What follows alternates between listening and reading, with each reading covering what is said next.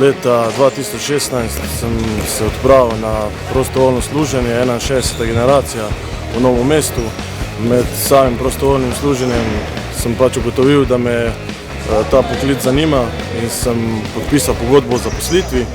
Na prostovoljnem služenju sem spoznal tudi v bistvu dosti dobrih prijateljev, od tega so se trije tudi skupaj z mano zaposlili v Slovenski vojski.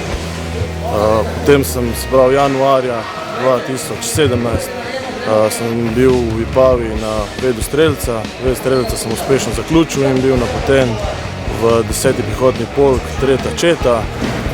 Tam sem v bistvu prišel na priprave za misijo in pol sem oktobra 2017 bil napoten na misijo KFOR 36. Dol na Kosovu sem bil 8 mesecev. Misija mi je bila dobra popotnica tudi zaradi finančne plati.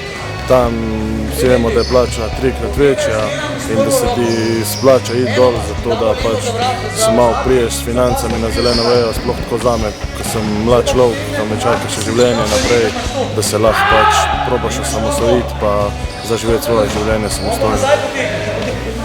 Po misiji se mi je ponudila priložnost, da se priključim vojaški policiji, tako da zdaj trenutno sem na usposabljanju za ved vojaškega policista.